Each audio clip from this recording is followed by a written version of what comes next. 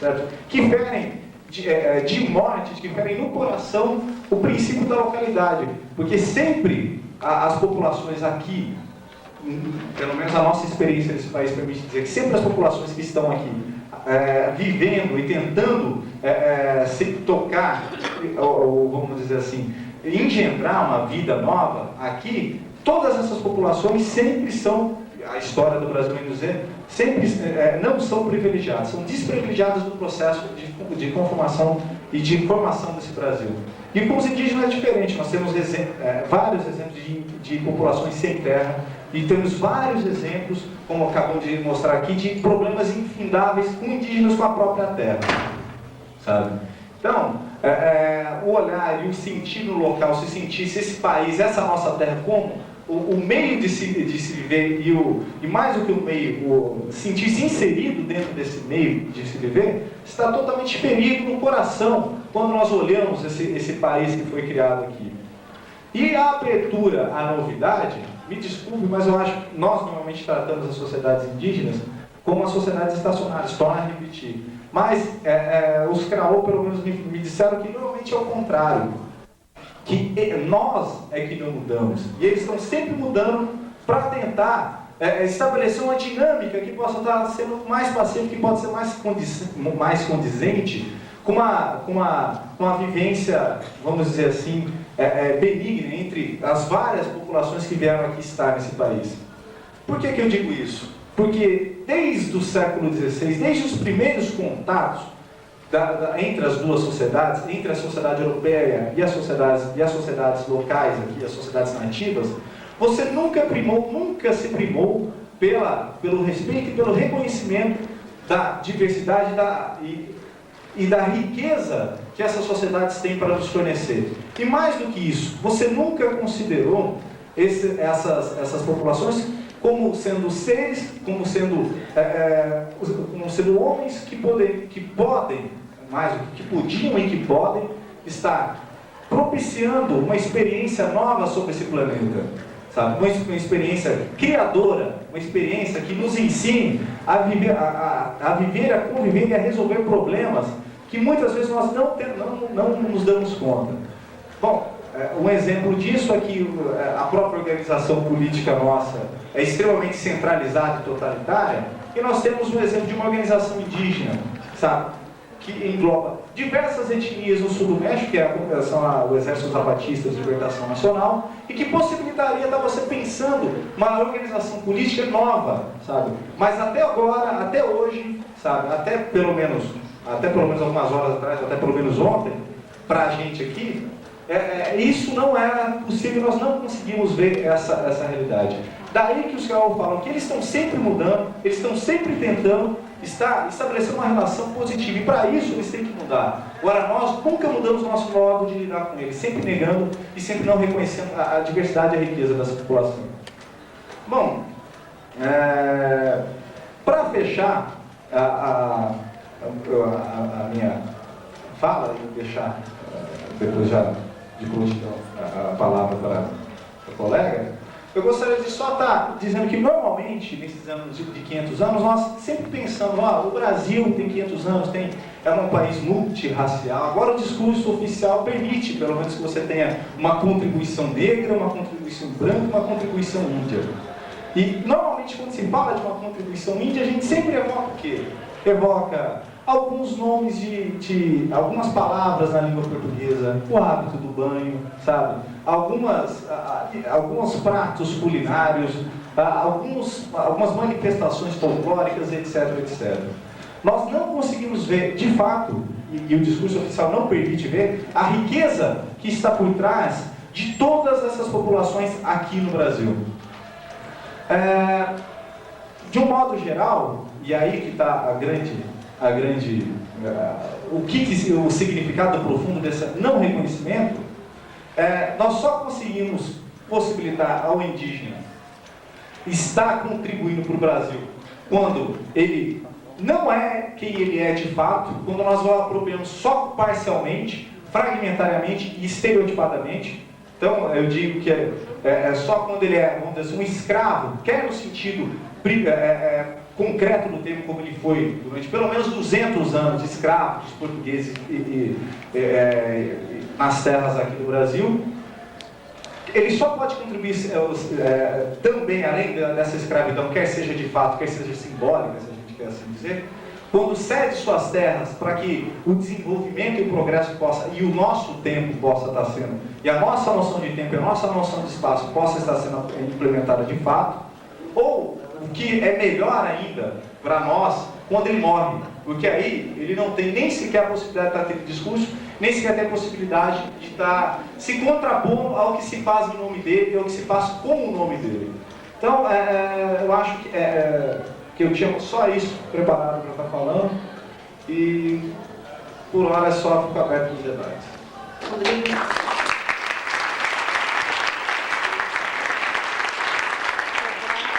Obrigada pelas reflexões aí muito oportunas do Rodrigo, e vamos então ouvir as considerações da Ana Lúcia, que é militante do movimento negro aqui na Marília, estudiosa também da causa, ex-aluna da Unesp.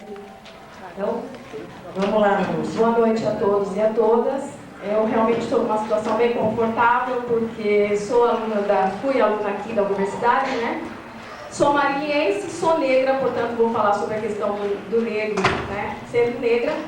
E também militante do movimento negro. Então, a minha ótica, não só acadêmica, porque a minha pesquisa de mestrado foi sobre a questão do negro, justamente para que nós pudéssemos falar de nós mesmos, né? Para que os estudiosos não tivessem nos tendo apenas como objeto de estudos, mas que nós pudéssemos estar falando para os nossos pares sobre nós a partir da nossa ótica, que é a nossa ótica negra, e eu particularmente uma ótica negra e feminina, tá? Então eu queria situar bem isso. Aqui em Marília, em particular, também para os marinhenses, o movimento negro está expresso em pelo menos 4 entidades aqui do movimento negro. Eu, particularmente, participo do Grupo de Educadores Negros de Marília. Tem um outro grupo, que é o Grupo Ororumela Vovoluxa, que é um grupo de seminaristas, que é o núcleo dos agentes de pastoral negros. Discute negritude e fé. Nós, educadores negros, discutimos educação e negritude. Tem aqui o Conselho da Comunidade Negra, que tem um caráter mais político-partidário, né? E também tem a Pastoral do Negro, que está na Nova Marília, que é uma ligada mais à Igreja Católica. Então, Marília tem 4 entidades, pelo menos. Eu, particularmente, comecei minha militância nos agentes de pastoral negros no ano em que eu comecei a cursar aqui a universidade, em 84, quando eu estava no primeiro ano aqui de universidade, eu comecei a militar nos agentes de pastoral negros. Então, sempre eu dosei a minha fala a partir da ótica do movimento negro, né? E quis trazer para a universidade essa discussão sobre a nossa ótica. Bom, pensar um olhar do movimento negro sobre esses 500 anos, eu gostaria de fazer um pouco do histórico, porque nós estamos aqui no Brasil vivendo, né, nesse exato momento, nós temos uma campanha, que é a campanha Brasil Outros 500, Resistência Negra, Indígena e Popular. Essa campanha, ela nasce em 89, em Bogotá, na Colômbia, quando as Américas estavam se preparando para enfrentar, quando a gente diz enfrentar, porque as comemorações de 92, os 500 anos de colonização da América, né? Então, os povos, o movimento indígena e popular, fez o primeiro encontro continental dos povos indígena e popular das Américas, na Colômbia. Depois, foi feito em 1991, o segundo encontro do continental dos povos da América, na Guatemala. E quando ocorreu o terceiro encontro, na Nicarágua, a delegação do Brasil, a CONEI, que é a Coordenação Nacional de Entidades Negras, participou desse encontro na Nicarágua em 1993, propondo que fosse inserido o termo negro no movimento. Então, a campanha, que antes era indígena e popular, que era uma campanha da América, passou a ser a campanha, um movimento continental indígena, negro e popular. Então, em 93, foi marcado para 95 aqui no Brasil o primeiro encontro dos povos negros da América. Então, nós tivemos em 95 a ocasião das comemorações dos 300 anos da morte de Zumbi dos Palmares, que é considerado o líder negro aqui nacional. E foi, então, nesse encontro, o primeiro encontro continental dos povos negros das Américas, que já foi pensado e organizado essa campanha Brasil Outros 500, Resistência Negra, Indígena e Popular. Então, a ideia de lançar para a comunidade brasileira o nosso olhar, através dessa campanha, é justamente estar unindo a luta negra juntamente com a luta indígena e popular, dando esse caráter negro para a luta, né? Porque, considerando que a população brasileira, segundo o censo, 42,5% da população brasileira é a população negra, né? Nós consideramos que o Brasil tem mais de 50% e ele é considerado o segundo país maior em população negra, né? Só perdendo para a Nigéria. Então, nós gostaríamos de estar falando que essa campanha foi lançada há um ano atrás, né? Foi um manifesto assinado por diversas entidades. Aqui em Marília também foi feito o lançamento dessa campanha, fomos para a Câmara Municipal, né? E, inclusive, tem a logomarca que eu acho super interessante, Resistência Indígena, Negra e Popular Brasil Outros 500, que seria um outro Brasil sobreposto ao mapa do Brasil. Quer dizer, nós, índios, negros, nós temos uma proposta para o Brasil, nós temos um projeto para o Brasil, né? E nesse manifesto a gente apresenta qual é o nosso projeto para o Brasil, né? Então, essa campanha, para nós pensar a questão do 22 de abril, né, nós queremos fazer uma leitura histórica e partir do princípio de que o Brasil é um país dividido. Quer dizer, nosso país, ele está dividido e a maioria dessa população, ela está sendo excluída do processo de vida mesmo, né? De vida em abundância, a maioria da população brasileira está sendo excluída. Então, nós gostaríamos de estar colocando nesse 22 de abril que nós, negros, também somos protagonistas dessa história, nós também temos atos heróicos, nós estamos até hoje vivos, a gente foi por conta da resistência, temos os nossos heróis, e a nossa resistência começou já na fundação dos quilombos, que são o espaço de resistência negra, eu digo são, porque quando se estuda na história oficial os quilombos, parece que foi, né? Quando se estuda. Mas eu digo são, porque até hoje os remanescentes dos quilombos estão lutando pela demarcação das suas terras, conquista das suas terras, né? Então, a expressão de luta maior do movimento negro está expresso na luta dos quilombos. E nós queremos dar para esse movimento um caráter étnico, né, um caráter racial, porque se nós observarmos nas estatísticas do Brasil, quando nós estudamos a pobreza no Brasil, até a esquerda mesmo considera que o problema do Brasil é um problema de classe social, né?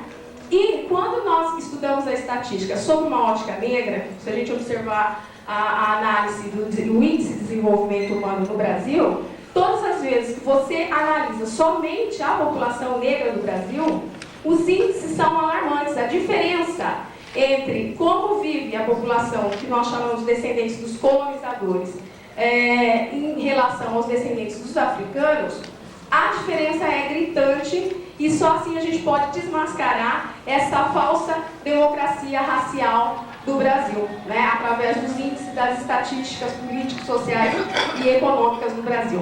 Então, nesses 500 anos de colonização, nós gostaríamos de estar pautando a nossa fala, o nosso olhar, imprimir esse caráter racial, não só denunciando que o Brasil é um país racista, né, mas colocando que ele simplesmente não considera a maioria da sua população que é negra, né?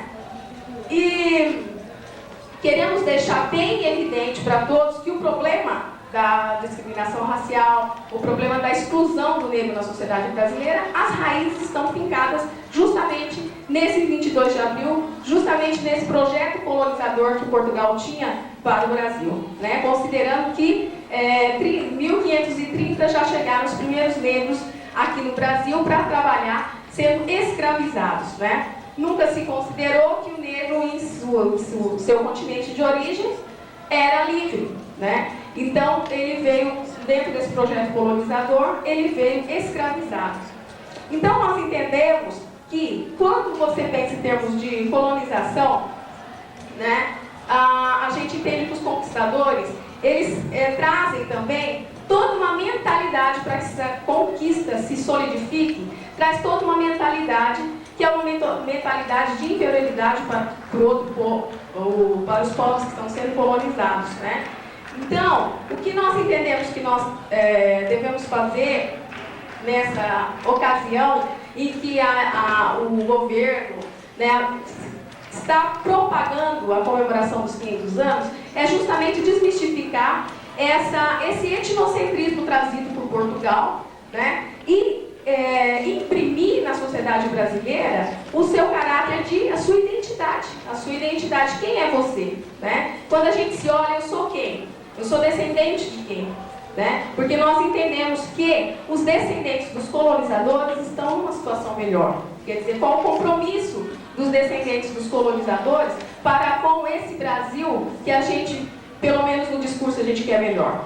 Né? Então, nós queremos estar passando justamente essa ideia de que um país só será diferente, o país só será uma nação verdadeira e deixará de ser dividido se a gente puder eliminar dentro de nós mesmos esse caráter de superioridade que, infelizmente, o povo português e europeu trouxe para dentro da gente, né?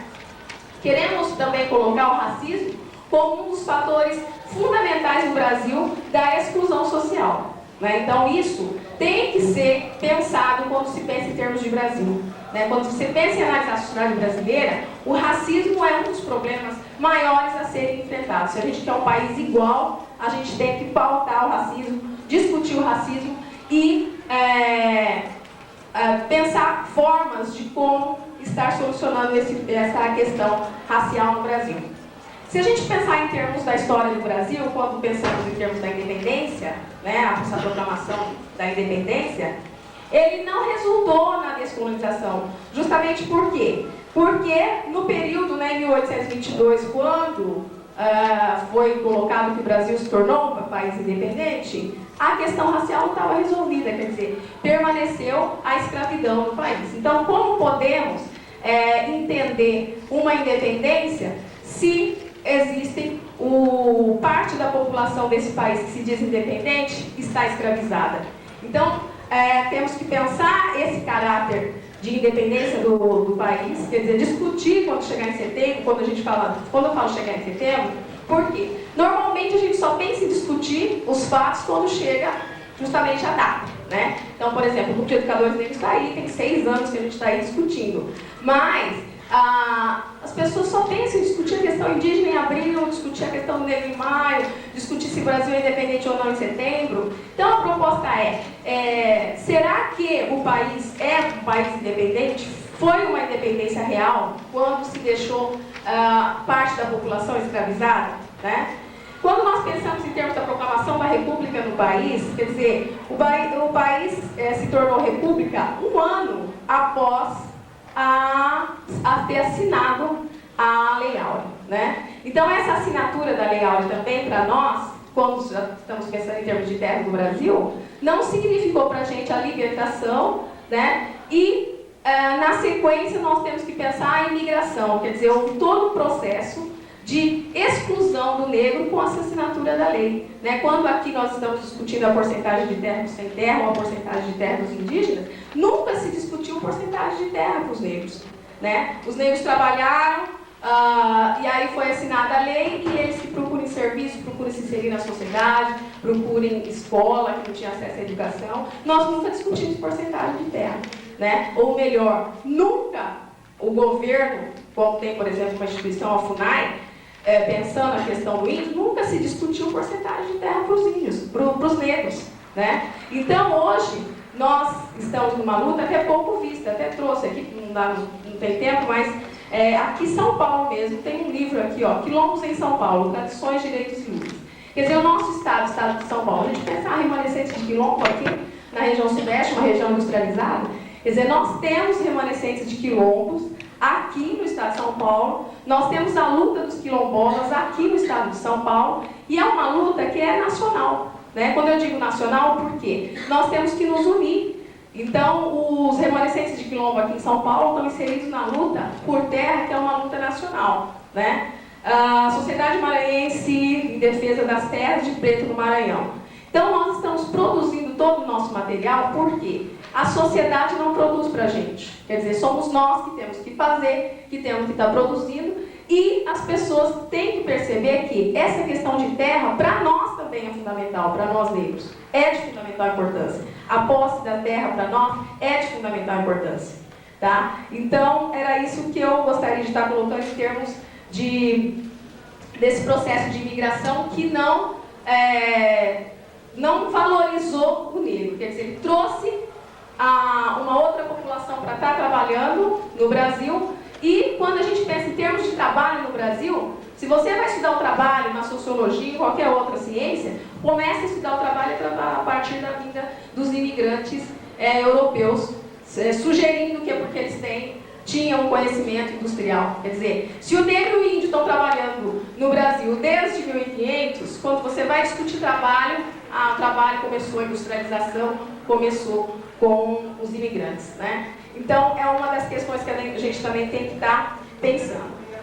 Para nós, o que é de fundamental importância nesses 500 anos é haver uma mudança de mentalidade, né? A mentalidade do colonizador deve desaparecer, cedendo lugar para a mentalidade independente e autocentrada. Quer dizer, nós, brasileiros, né? Que aí, quando, na fala aqui do Guerino, ele estava colocando nos índios que os brasileiros não consideram índio. Quer dizer, nós todos somos brasileiros. Enquanto a gente pensar de fora, sempre pensar o outro como diferente, ele é o índio, tem o brasileiro, quer dizer, nós todos somos brasileiros, nós temos que pensar uma alternativa para nós todos, né?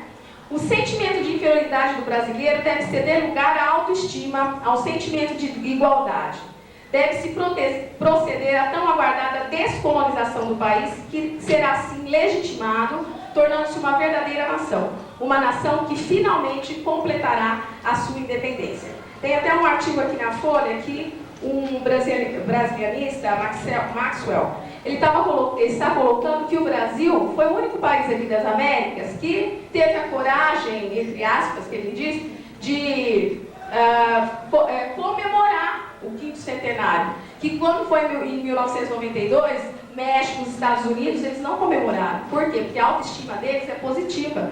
Lógico, eles não iam comemorar um momento que foi de invasão, de colonização. Então, ele coloca que o Brasil foi o único país aqui da América que está comemorando os 500 anos. Todos os outros países fizeram uma reflexão aprofundada sobre a sua realidade, levantando a sua autoestima, né? E nós estamos aqui, quando eu digo nós, porque é o seguinte, o movimento negro indígena popular tem todo um projeto, mas que a mídia não mostra. Quer dizer, o que está mostrando é a vinda de uma caravela que vai aportar aqui em Porto Seguro, né? Então, quer dizer, todos os outros países fizeram uma reflexão sobre uma outra ótica e nós estamos fazendo uma reflexão sobre a ótica do colonizador. Ou seja, nós, durante esses 500 anos, não conseguimos abolir das nossas mentes essa mentalidade colonizadora. Então, a nossa proposta é justamente nós estarmos valorizando a identidade do negro, a identidade do brasileiro em si, né? E nós acreditamos que essa é a grande oportunidade. Esses 500 anos é a grande oportunidade para nós estarmos desmascarando todo esse processo.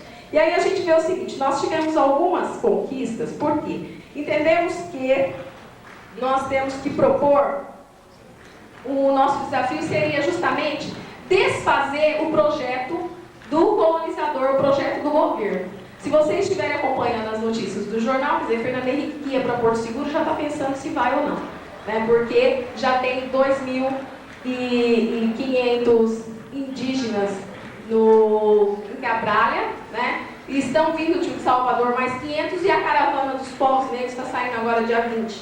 Então, quer dizer, o Fernando Henrique não vai se colocar, se expor para a mídia internacional. Então, o que nós fizemos em termos de movimento negro, indígena e popular é justamente desfazer, desconstruir essa comemoração, que ela é falaciosa, né? E propor uma nova sociedade.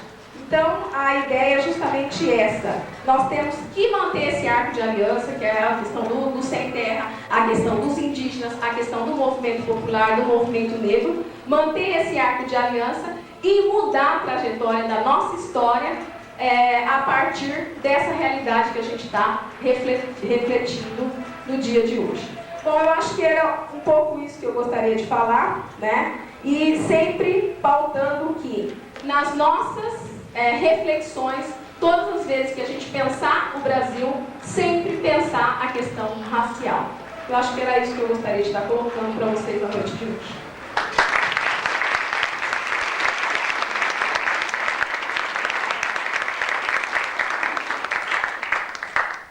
Bom, obrigada, Ana Lúcia. Dentro da nossa previsão, nós estamos aí já excedendo um pouquinho no tempo, mas vamos abrir algumas perguntas que vocês queiram fazer. Vamos aí 10 minutinhos, acho que temos disponíveis. Então, alguém gostaria de fazer alguma consideração, pergunta, um pedido de esclarecimento, enfim.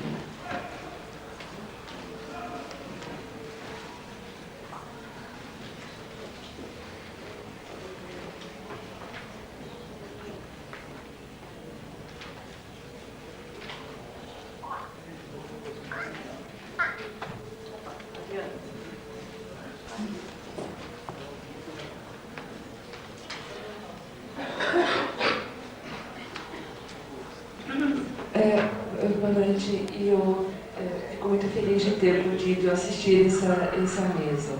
E a minha pergunta seria para a Ana Lúcia. Logo no início, você colocou que você falaria, inclusive na ótica feminina. Queria saber, dentro desse movimento todo de que você participa, acho que é um tipo de uma ONG, não é?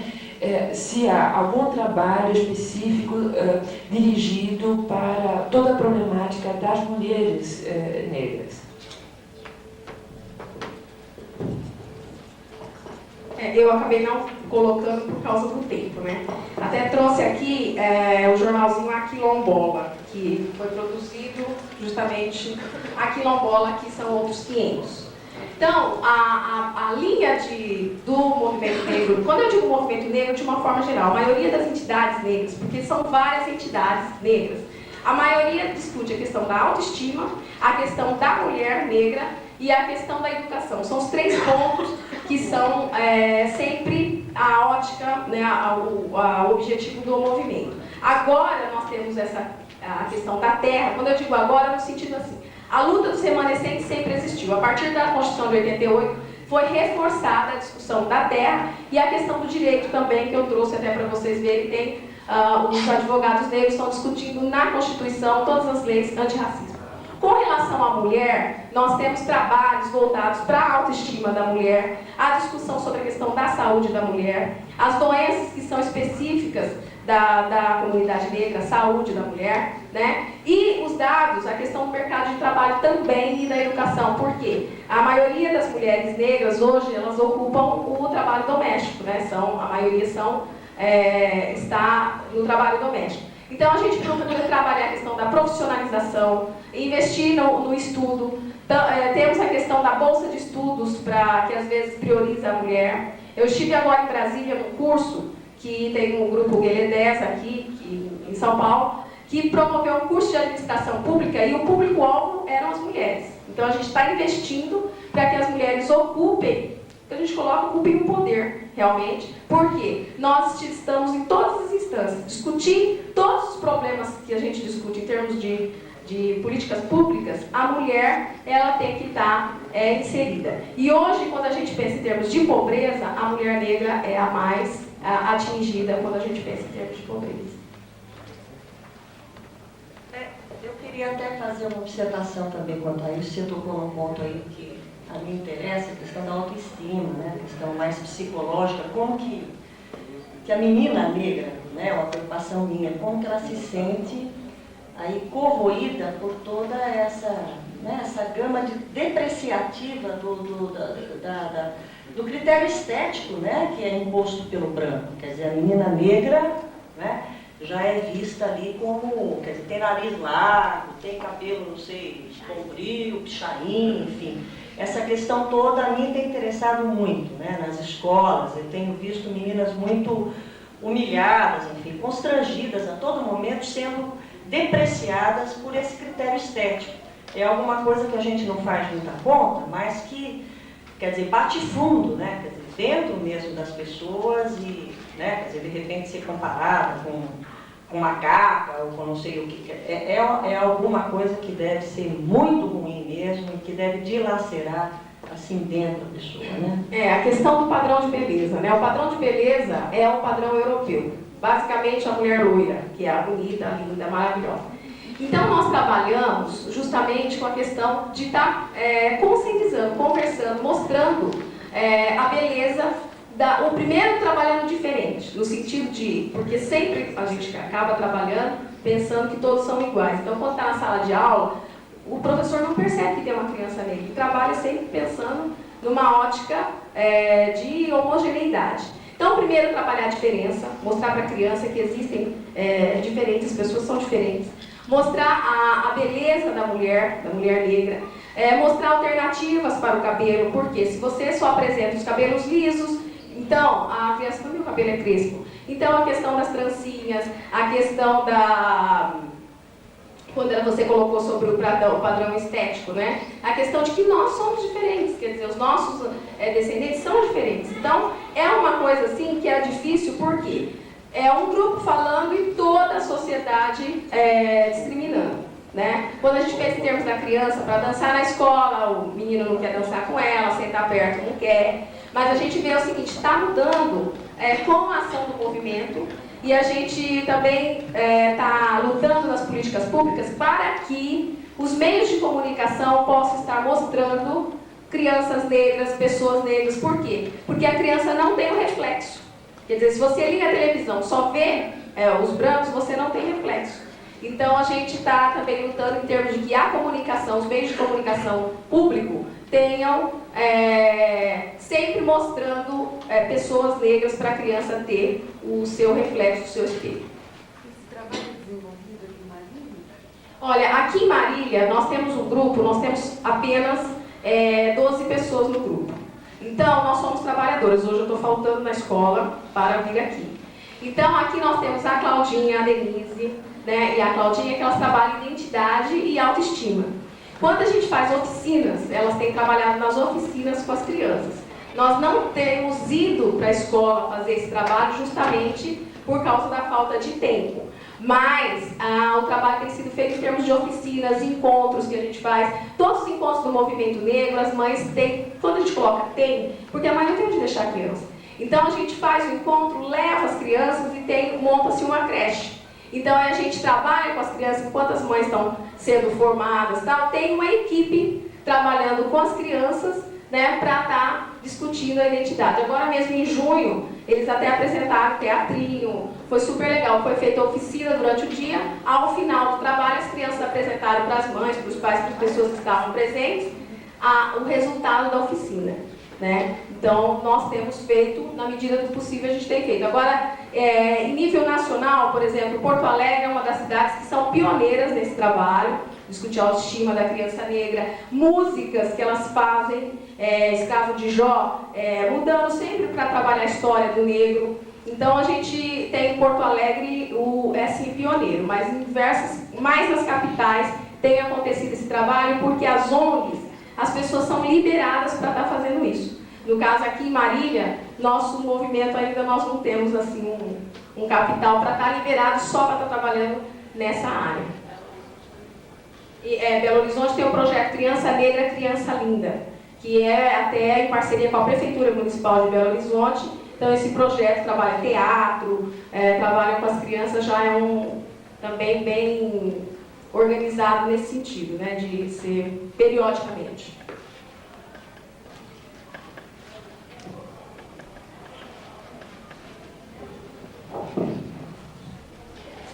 Bom, eu aqui, enquanto eles falaram, só se não tem nenhuma questão, se vocês querem fazer, nós vamos aqui, quer dizer, encerrando a mesa, mas abrindo aí para a performance, conforme eu anunciei. Eu apenas quero aqui agradecer então a presença de todos e fiz aqui, troquei algumas palavras dos olhares que a gente pôde presenciar aqui.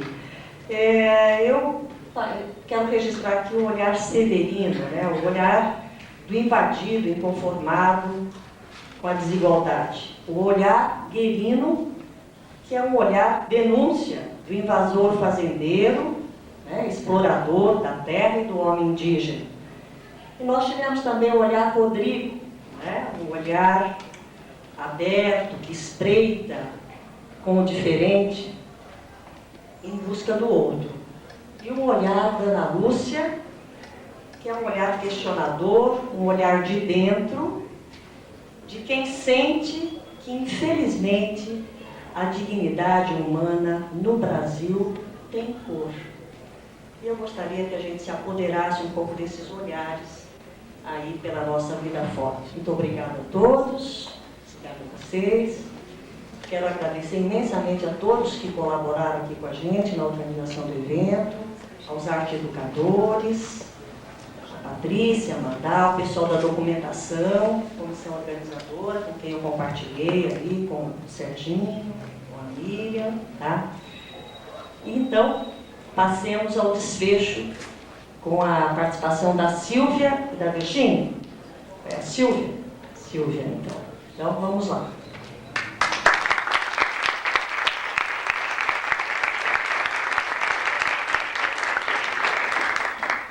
O espírito, essa jurisdição soberana e terrível, é exercida com a vossa razão.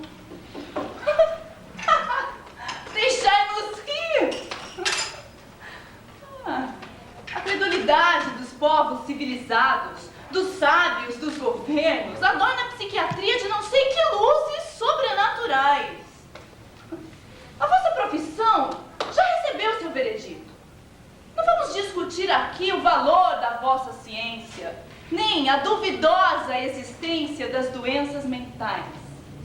Mas, para cada 100 patogenias nas quais se manifesta a confusão da matéria e do espírito, para cada 100 classificações, das quais as mais vagas ainda são as mais aproveitáveis, quantas são as tentativas nobres de se chegar ao mundo cerebral, aonde vivem tantos dos vossos prisioneiros?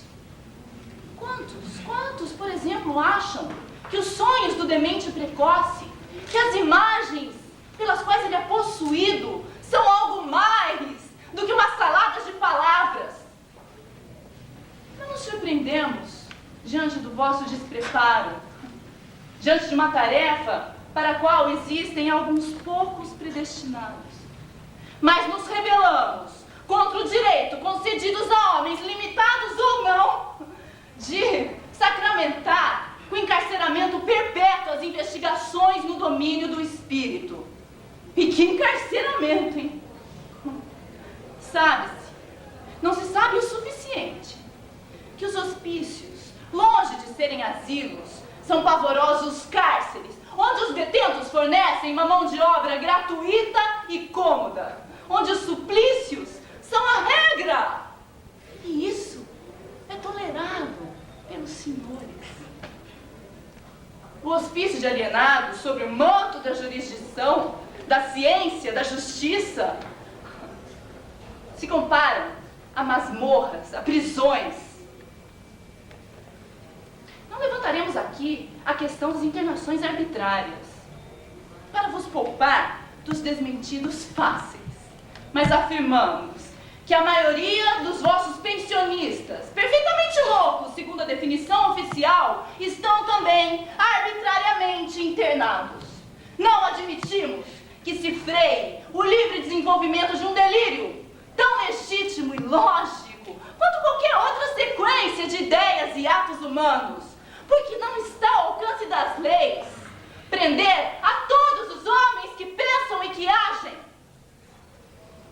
sem insistir no caráter perfeitamente genial das manifestações de certos loucos.